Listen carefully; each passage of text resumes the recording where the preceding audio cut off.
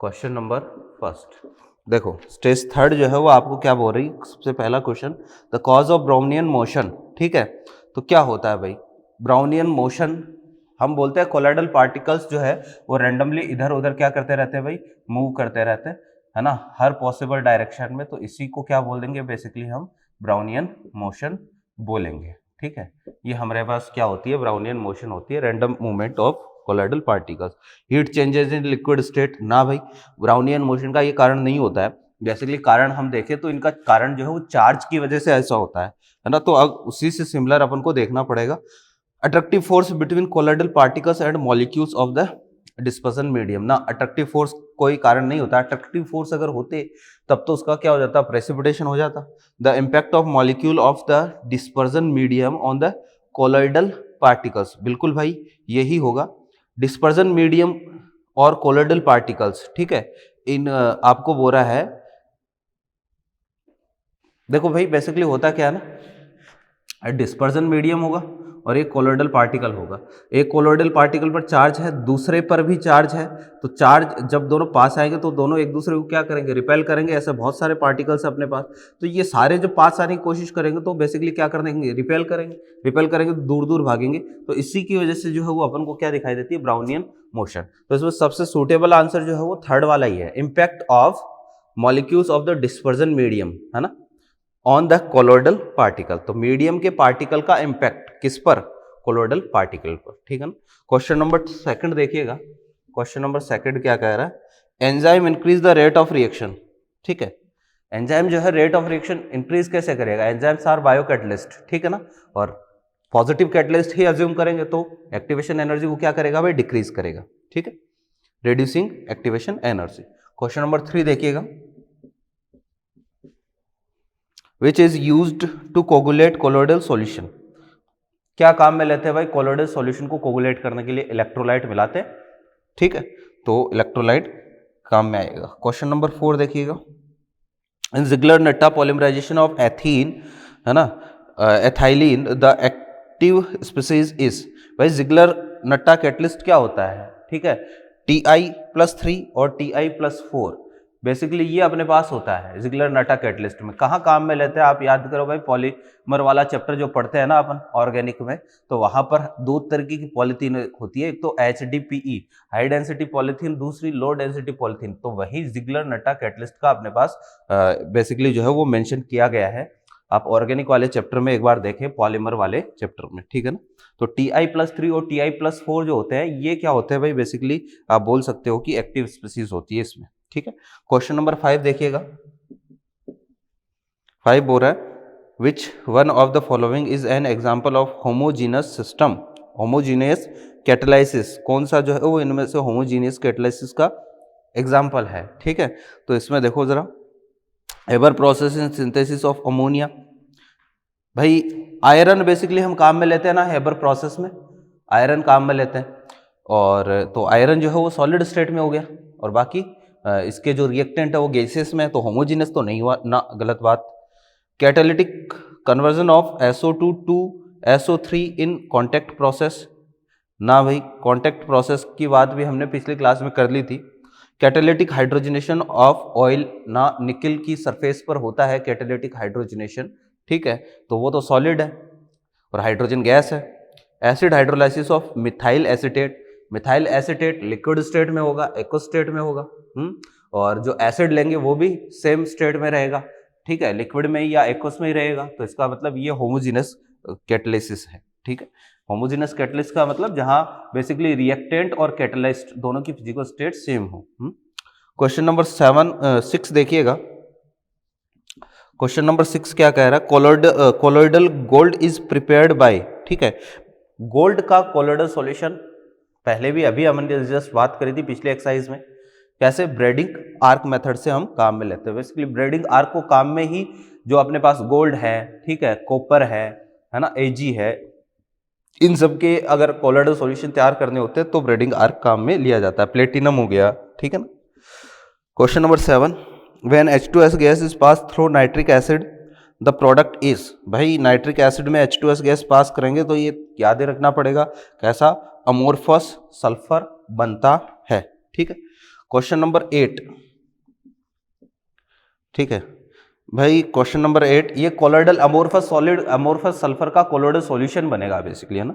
Question number 8 देखो क्या बोल रहा है कि colloid of which one of the following can be prepared by electrical dispersion medium as well as reduction method. भाई दोनों से बना सकते हैं, रिडक्शन मेथड से भी बना सकते हैं, electrical dispersion method braiding arc से भी बना सकते हैं। तो ऐसा तो गोल्ड ही है ब्रेडिंग आर्क से बनाने वाला। इसके अलावा आप रिडक्शन वाला मेथड देखना चाहो तो एनसीईआरटी में रिएक्शन दे रखी है, एनसीईआरटी जरूर पढ़े एक बार। क्वेश्चन नंबर 9 देखिएगा। क्वेश्चन नंबर 9 बोल रहा है arsenic sulphide is a negative solve. भाई अच्छी बात है। The reagent with list coagulating power is, ठीक है भाई, तो सबसे कम कोगुलेटिंग पावर वाला रिएजेंट कौन सा है ना। तो भाई बेसिकली अगर देखें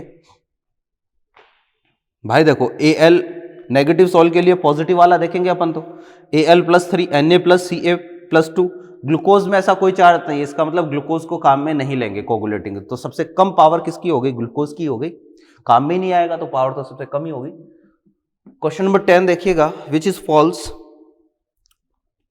increase of pressure increase the amount of adsorption. अच्छा, increase of temperature decrease the amount of adsorption, बिल्कुल सही है, पहला भी सही है। द एड्जॉर्प्शन में भी मोनोलेयर्ड और मल्टी मॉलिकुलर लेयर्ड, बिल्कुल मोनोलेयर्ड होगा किसमें, केमिकल एड्जॉर्प्शन में, और मल्टी लेयर होगा किसमें, फिजिकल एड्जॉर्प्शन में। Particle size of the adsorbent will not affect the amount, भाई करता है, एड्जॉर्बेंट का पार्टिकल का साइज जितना बड़ा होगा, आपको सोचो एड्जॉर्बेंट और एड्जॉर्बेंट, पार्टिकल का साइज बड़ा होगा तो भाई रेट ऑफ एड्जॉर्प्शन क्या होगी, कम होगी, ठीक है ना। एड्जॉर्बेंट का साइज बता रहा हूं मैं, एड्जॉर्बेंट में तो जितना ज्यादा साइज होगा, जितनी ज्यादा फ्री वैलेंसी होगी, जितना ज्यादा सरफेस एरिया को अमाउंट उतना ही ज्यादा होगा ना। क्वेश्चन नंबर देखिएगा 11, the simplest way to check whether a system is colloidal और नॉट। भाई देखो सबसे आसान तरीका क्या है, ठीक है, तो सबसे आसान तरीका Tyndall effect, Brownian motion, electrodialysis, finding out particle size. Particle size तो भाई स्केल लेके हम मेजर कर नहीं सकते, या वर्नियर कैलिपर लेके जो है वो स्केल लेके हम मेजर कर नहीं सकते। इलेक्ट्रोडायलाइसिस है ना, तो इससे भी जो है बेसिकली इलेक्ट्रोडायलाइसिस से भी मेजरमेंट नहीं हो सकता, या तो ब्राउनियन मोशन या टिंडाल इफेक्ट। अब इन दोनों में से ज्यादा आसानी से किसको ऑब्जर्व किया जा सकता है, भाई ब्राउनियन मोशन को ऑब्जर्व करने के लिए आपको क्या चाहिए, बहुत ही मतलब माइक्रोस्कोप की जरूरत पड़ेगी। टिंडाल इफेक्ट जो है वो आपको आसानी से दिख जाएगा, तो सबसे आसानी से जो चीज ऑब्जर्व होगी वो है टिंडाल इफेक्ट, तो टिंडाल इफेक्ट से हम चेक कर सकते हैं आसानी से। क्वेश्चन नंबर 12 देखिएगा, surface tension of hydrophilic sol is, भाई सरफेस टेंशन की बात कर रहा है, हाइड्रोफिलिक सॉल का सरफेस टेंशन जो है अगर वाटर से कंपेयर करें तो वाटर से कम होता है, ठीक है। क्वेश्चन नंबर 13 देखिएगा,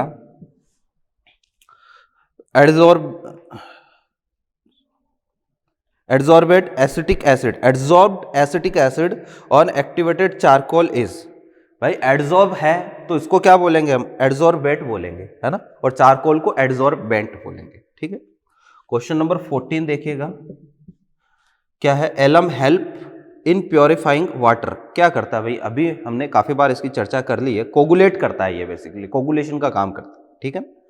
क्वेश्चन नंबर 15 देखिएगा, which is not true for adsorption of gas upon solid surface, ठीक है, पढ़ते हैं। एड्जॉर्प्शन इंक्रीज बाय इंक्रीज, भाई ये गलत हो गया, टेम्परेचर इंक्रीज करोगे एड्जॉर्प्शन कम होगा, ठीक है ना, बाकी तो सही है सारे, फिर तो पहला ही आंसर आ गया। क्वेश्चन नंबर 16 देखिएगा,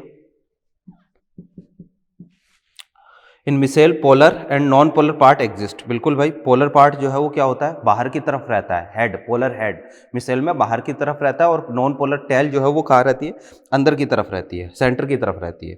तो पहला ऑप्शन बोल रहा है polar part far from the centre, बिल्कुल बात सही है, while non polar part towards centre, बिल्कुल भाई, नॉन पोलर मिसेल में हम ऐसा ही बनाते हैं ना, मिसेल में हम ऐसा बनाते हैं, तो ये बाहर वाला पार्ट तो कैसा होता है, पोलर होता है, और अंदर वाला पार्ट जो है वो बेसिकली नॉन पोलर होता है ना, ये CO माइनस, ठीक है, double bond O, double bond O, double bond O, ये बेसिकली अपने पास क्या होता है भाई, मिसेल होता है, ठीक है।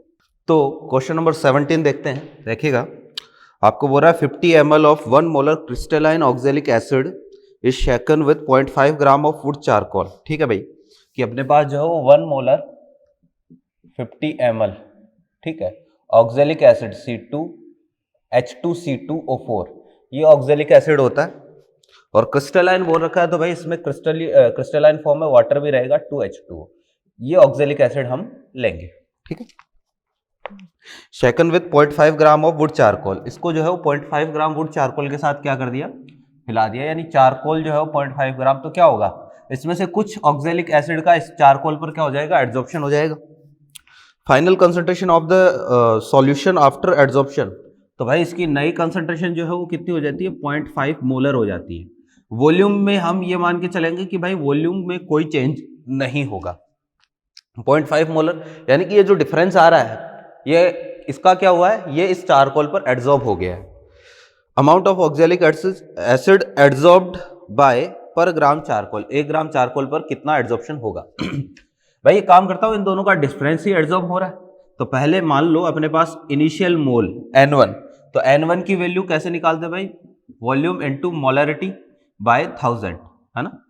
मोल जो है वो कैसे निकालते हैं अपन, कि वॉल्यूम इनटू मोलरिटी, और क्योंकि वॉल्यूम लीटर में होना चाहिए तो इसको 1000 से आपको क्या करना पड़ेगा, डिवाइड करना पड़ेगा, तो 1/20 N1 इनिशियल मोल आ गए, N2 कितना आएगा, फिर मोलरिटी हो गई 0.5, वॉल्यूम 50 था, डिवाइड बाय 1000, ठीक है। तो अगेन हम बोलेंगे ये आ गया 0.5/100, ठीक है, 0.5/20, है ना।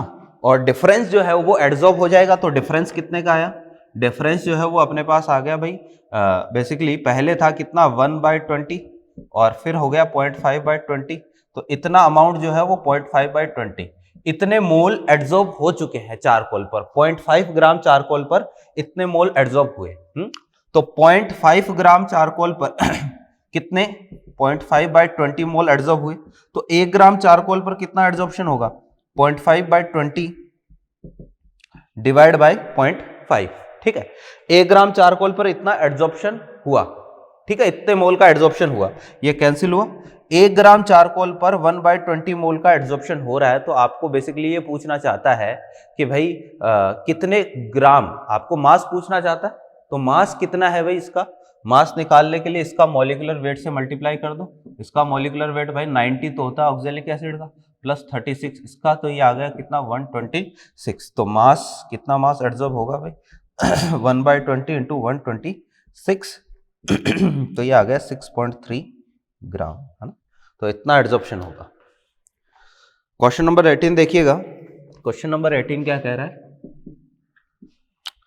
18 बोल रहा है कैटलिस्ट क्या करता है भाई, increase the free energy change in the reaction, ना डिक्रीज द फ्री एनर्जी, ना डज नॉट इंक्रीज और डिक्रीज, भाई डेल्टा जी है ना वो चेंज नहीं होता है, ना डेल्टा एच जो है वो चेंज होता है, ठीक है।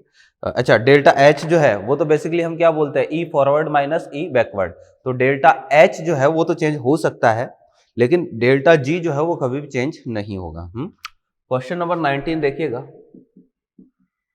ठीक है। Question number 19, which of the following is not surfactant, तो भाई सरफेक्टेंट में मैंने आपको ये बोला था कि पोलर हेड होना चाहिए, है ना, और नॉन पोलर टेल होनी चाहिए, तो भाई पहले में पोलर हेड है, नॉन पोलर टेल है, इसमें देखो जरा, इसमें कोई चार्ज नहीं है, पोलर वाला जो होगा ना हेड वाला उस पर चार्ज होना चाहिए, तो सेकंड में कोई चार्ज नहीं है, सेकंड वाला अपने पास सरफेक्टेंट नहीं है। क्वेश्चन नंबर 20 देखिएगा, according to the adsorption theory of catalysis the speed of the reaction increases because, भाई आपको बोल रहा है कि स्पीड ऑफ कैटालिसिस से स्पीड ऑफ रिएक्शन इंक्रीज क्यों होती है, तो पहला है adsorption lower the activation energy of reaction है ये, है ना भाई एड्जॉर्प्शन जो है उससे एक्टिवेशन एनर्जी जो है वो चेंज नहीं होती है।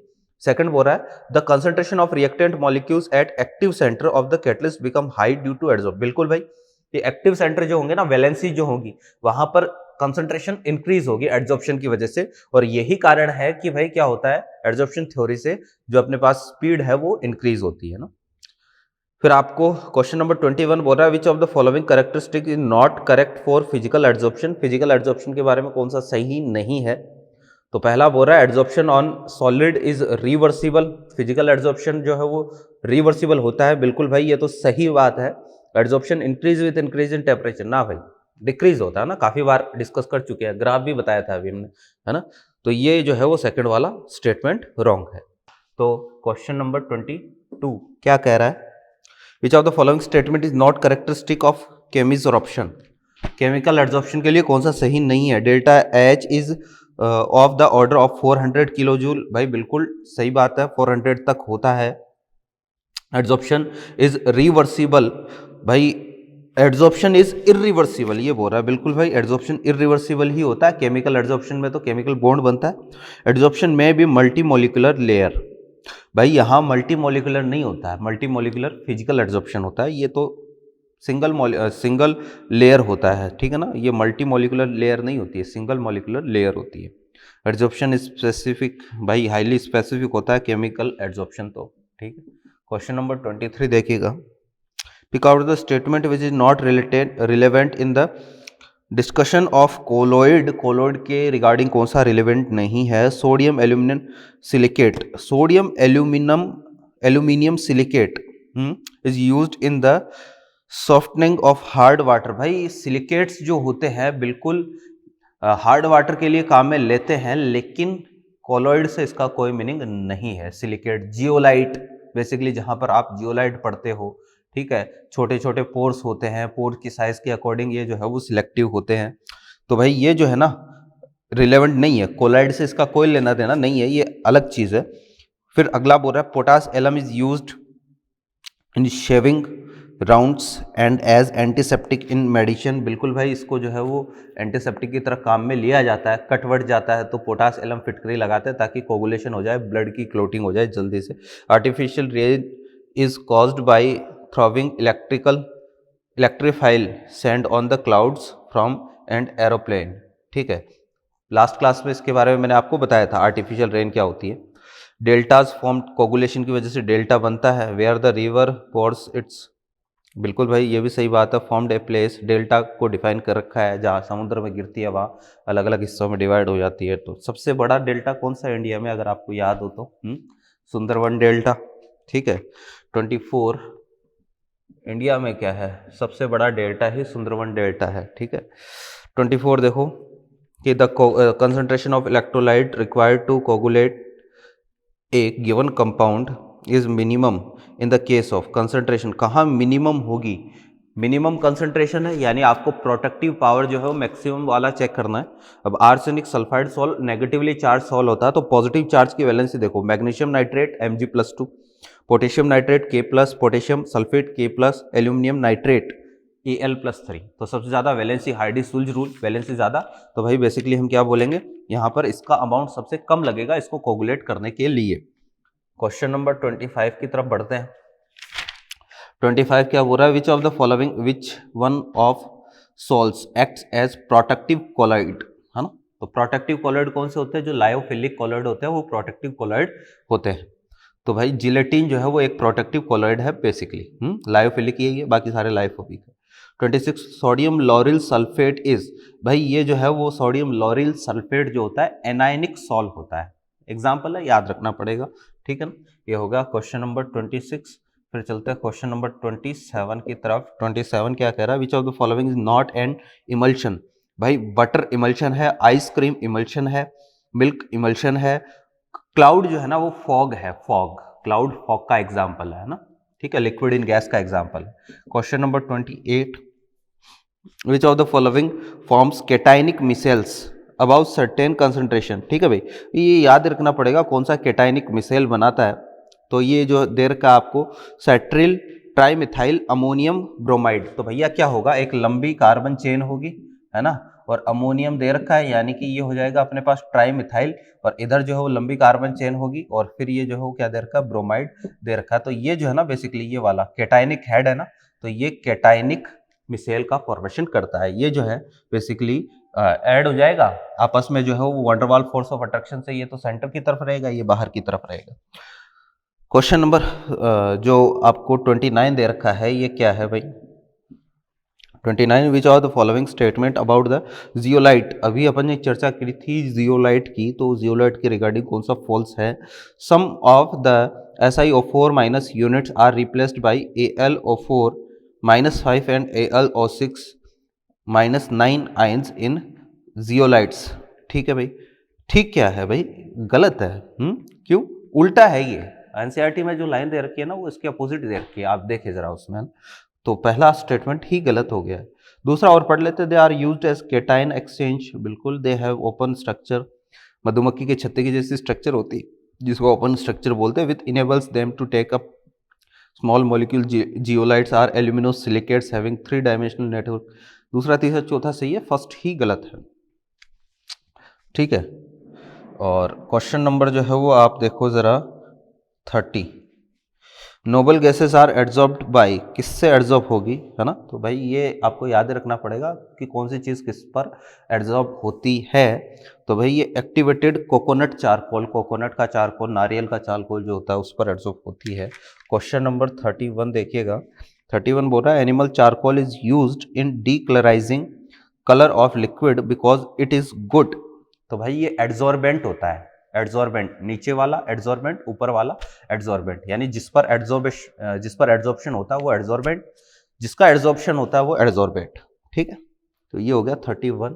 क्वेश्चन नंबर 32 देखिएगा कि what will be the effect of increase in temperature on physical adsorption. क्या होगा भाई, एड्जॉर्प्शन डिक्रीज होगा, इट विल डिक्रीज। काफी बार चर्चा कर ली अपन ने इस क्वेश्चन की, है ना। Question number 33, 0.2 gram of finely animal charcoal, fine animal charcoal is mixed with half liter of acetic acid solution and shaken for 30 minutes। क्या होगा भाई, उसको शेक करोगे एनिमल चारकोल के साथ तो बेसिकली एसिटिक एसिड का क्या होगा, एड्जॉर्प्शन होगा। तो बेसिकली एसिटिक एसिड के मोल कम हो जाएंगे तो कंसंट्रेशन क्या होगी, डिक्रीज होगी, है ना।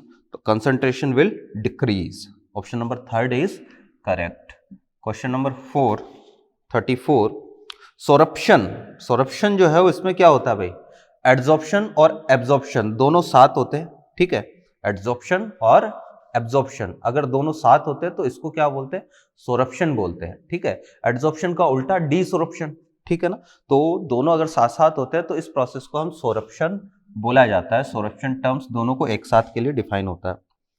35, the metal that does not used as a catalyst is, किसको काम में नहीं लेते हैं। तो भाई देखो डी ब्लॉक एलिमेंट जो होते हैं बेसिकली वो कैटलिस्ट की भांति काम करते हैं। जो अपने पास फर्स्ट ए और सेकंड ए के जो है वो जनरली इनको हम कैटलिस्ट की भांति काम में नहीं ले सकते। तो भाई जो सोडियम है ना ये कैटलिस्ट नहीं है, हाईली रिएक्टिव होते हैं, ठीक है ना। 36 देखिएगा, which of the following is the best protective colloid. तो भाई प्रोटेक्टिव कोलॉइड में जिसका गोल्ड नंबर कम होगा वो सबसे अच्छा प्रोटेक्टिव कोलॉइड होगा। गोल्ड नंबर कम, प्रोटेक्टिव पावर ज्यादा। तो सबसे कम किसका है गोल्ड नंबर भाई, जिलेटिन का सबसे कम है। तो जिलेटिन सबसे अच्छा कोलॉइड है, प्रोटेक्टिव कोलॉइड, या आप बोल सकते हो कि भाई जिलेटिन लायोफिलिक कोलॉइड होता है, सबसे अच्छा बढ़िया प्रोटेक्टिव पावर वाला जिलेटिन होगा इनमें से।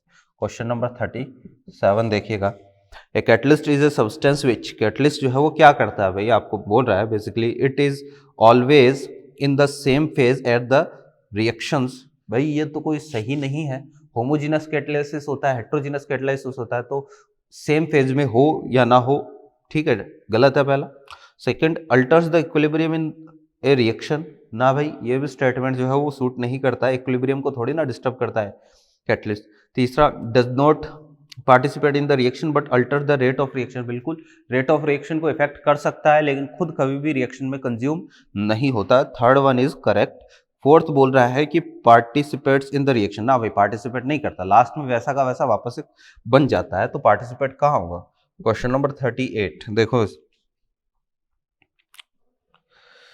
कोड लीवर ऑयल इज, भाई ये तो याद रखना पड़ेगा, एग्जाम्पल है तो इमल्शन होता है, ठीक है, तो याद ही रखना पड़ेगा, कोई कंसेप्चुअल चीज नहीं है। 39 देखिएगा, identify the gas which is readily adsorbed by activated charcoal. सबसे जल्दी एड्जॉर्प्शन किसका होगा, तो भाई क्या बताया था, जिसका लिक्विफिकेशन आसानी से होता है, जहां मॉलिक्यूलर वेट ज्यादा होता है, वांडरवाल फोर्स ऑफ अट्रैक्शन ज्यादा होते हैं, उसका सबसे आसानी से होगा। तो SO2 जो है ना इसका सबसे आसानी से होगा। तो देखते हैं क्वेश्चन नंबर 40। क्वेश्चन नंबर 40 बोल रहा है कि the density of gold is 19 ग्राम पर सेंटीमीटर क्यूब। तो आपको डेंसिटी दे रखी है कितनी, 19 ग्राम पर सेंटीमीटर क्यूब, ठीक है। फिर आपको बोल रहा है 1.9 into 10 to the power -4 gram of gold is dispersed in 1 litre of water, ठीक है भाई। आपको जो है वो मास दे दिया गोल्ड का कितना दे दिया 1.9 इंटू 10⁻⁴ ग्राम, इतना जो है वो 1 लीटर पानी में मिला रहा है, ठीक है। To give a sol having spherical gold particles of radius 10 nanometre, जो भी सॉल है उसमें गोल्ड पार्टिकल्स का जो है वो साइज कितना है, रेडियस है 10 nanometre. Then the number of gold particles per mm³ of the sol will be, 1 mm³ में कितने गोल्ड के पार्टिकल होंगे। बेसिकली यहां से देखो जरा, इतना मास काम में लिया, डेंसिटी इतनी है, वॉल्यूम निकाल लेता हूं, total volume of gold particles, है ना। तो कितना आ जाएगा भाई, अपने पास डेंसिटी इक्वल टू मास और वॉल्यूम होता है, तो इसको जब सॉल्व करेंगे तो अपने पास मास तो दे दिया इतना, डिवाइड बाय डेंसिटी है 19, तो ये आएगा 10⁻⁵, ठीक है, सेंटीमीटर क्यूब। ये अपने पास जितने भी गोल्ड पार्टिकल है सबका वॉल्यूम आ गया, ठीक है। अब एक काम करता हूं कि आपको गोल्ड पार्टिकल की रेडियस दे रखी है 10 नैनोमीटर, तो मैं वॉल्यूम ऑफ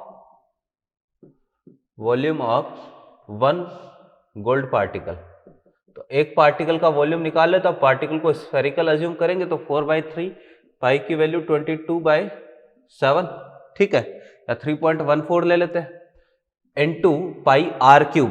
अब r जो है वो कितना 10 नैनोमीटर, तो ये सेंटीमीटर में निकाला है, तो ये भी सेंटीमीटर में निकाल लेता हूं, तो 10⁻⁷ सेंटीमीटर हो जाएगा और इसका क्यूब।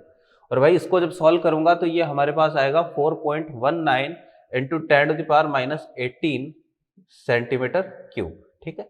तो ये आ गया हमारे पास एक पार्टिकल का वॉल्यूम, तो एक पार्टिकल का वॉल्यूम जो है वो इतना आएगा। टोटल वॉल्यूम इतना है, एक पार्टिकल का वॉल्यूम इतना है, तो टोटल नंबर ऑफ पार्टिकल निकाल लेता हूं, टोटल नंबर ऑफ पार्टिकल्स, है ना। तो ये निकालूंगा तो क्या करूं भाई, टोटल वॉल्यूम को एक पार्टिकल के वॉल्यूम से डिवाइड कर देता हूं, इसको सॉल्व करेंगे तो ये आएगा अपने पास 2.4 इंटू 10⁻12। तो भाई देखो इतने पार्टिकल है अपने पास गोल्ड के, है ना, जिनका साइज कितना 10 नैनोमीटर, जिनकी रेडियस 10 नैनोमीटर की है, तो इतने अपने पास गोल्ड के पार्टिकल है। अब आपको क्या बोल रहा है, 1 mm³ में आपको क्या करना है भाई, पार्टिकल बताने हैं। वॉल्यूम कितना लिया था 1 लीटर, तो 1 लीटर में इतने पार्टिकल है, टोटल पार्टिकल्स इन 1 लीटर कितने 2.4 इंटू 10⁻12। अब 1 लीटर जो है ना 1 लीटर इज इक्वल टू अपने पास होता है कितना 10⁻6 मिलीमीटर क्यूब, ठीक है। तो 1 लीटर जो है वो इतने मिलीमीटर क्यूब के इक्वल होता है, तो मैं बोलूंगा 10⁻6 मिलीमीटर क्यूब में कितने पार्टिकल है 2.4 इंटू 10⁻12 पार्टिकल, ठीक है। तो 1 मिलीमीटर क्यूब में कितने हो जाएंगे, 1 मिलीमीटर क्यूब में हो जाएंगे 2.4 इंटू 10⁻12 बाई 10⁻6, ये हुआ कैंसिल, कितना आएगा 2.4 इंटू 10⁻6, ठीक है। तो ये था क्वेश्चन नंबर 40।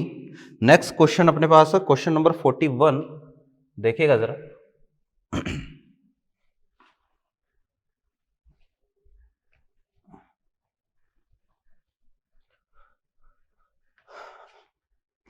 क्वेश्चन नंबर 41 आपको क्या कह रहा है, identify the correct statement regarding enzyme.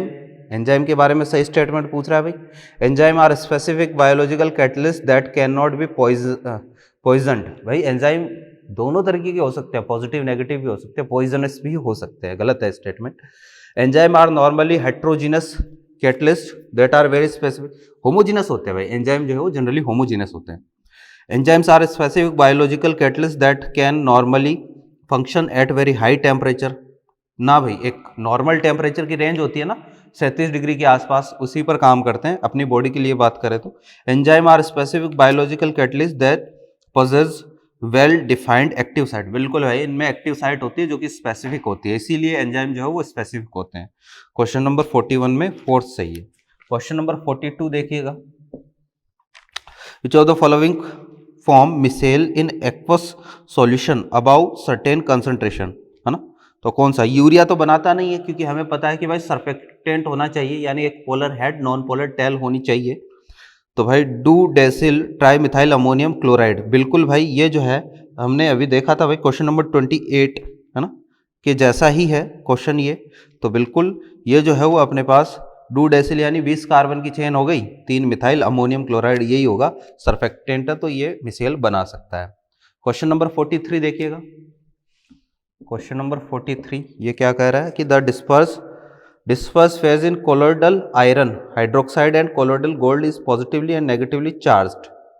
ठीक है, मतलब ये है फेरिक हाइड्रोक्साइड का अपने पास सोल है तो वो तो पॉजिटिवली चार्ज है और गोल्ड का नेगेटिवली चार्ज है, तो which of the following statement is not correct, कौन सा सही नहीं है। Maximum the sol has mixing the sol has no ना, भाई कोई इफेक्ट नहीं होगा, ऐसा हो ही नहीं सकता। पॉजिटिव नेगेटिव को मिक्स कर दोगे ना आप तो क्या हो जाएगा, प्रेसिपिटेशन हो जाएगा या कोगुलेशन हो जाएगा, पहला ही गलत है फिर तो। सेकंड वाला बोल रहा है coagulating in both sol can be brought about by electrophoresis, बिल्कुल इलेक्ट्रोफोरेसिस दोनों को कोगुलेट कर भी सकते हैं अपन। थर्ड वाला magnesium chloride solution coagulates the gold sol more rapidly than iron, third बिल्कुल मैग्नीशियम क्लोराइड का गोल्ड सोल, तो हम किसकी पॉजिटिव चार्ज की वैलेंसी Mg+2 चेक करेंगे और आयरन के लिए Cl- की चेक करेंगे, तो वैलेंसी किसकी ज़्यादा है, Mg+2 की ज़्यादा है, तो हार्डी-सुलज रूल बिल्कुल थर्ड वाला सही है।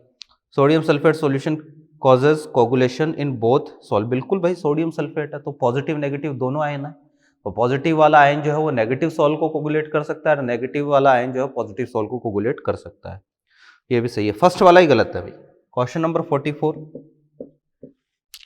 ये आपको बोल रहा है the volume of colloidal particles Vc as compare to volume of a solute particle in a true solution Vs, तो भाई Vc बाई Vs ये आपको पता है कितना होता है, 10⁻³ होता है। ठीक है, यानी कि जो कोलोइडल पार्टिकल्स का वॉल्यूम है ना ये 1000 गुना ज्यादा होता है ट्रू सॉल्यूशन के पार्टिकल्स से। ठीक है, क्वेश्चन नंबर 45 ये आपको बोल रहा है लायोफिलिक सॉल्स आर, ठीक है, लायोफिलिक सॉल को स्टेबिलिटी की जरूरत नहीं पड़ती, वो ऑलरेडी स्टेबल होता है, सेल्फ स्टेबलाइज्ड बोलते हैं। लायोफोबिक सॉल जो है उसको स्टेबिलिटी की जरूरत पड़ती है, उसमें स्टेबलाइजर आपको मिलाना पड़ता है, तो भाई लायोफिलिक सॉल जो है वो कैसा होता है, सेल्फ स्टेबलाइज्ड होता है।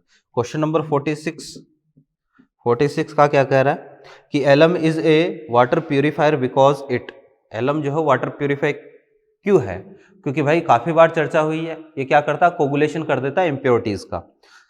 Question number 47 an emulsifier is a substance which, question number 47 emulsifier क्या करता है भाई, पहले भी बताया था इमल्शन को स्टेबिलिटी प्रोवाइड करवाता है। ठीक है, इमल्शन बनाने के काम में नहीं आता, स्टेबिलिटी प्रोवाइड करवाता है।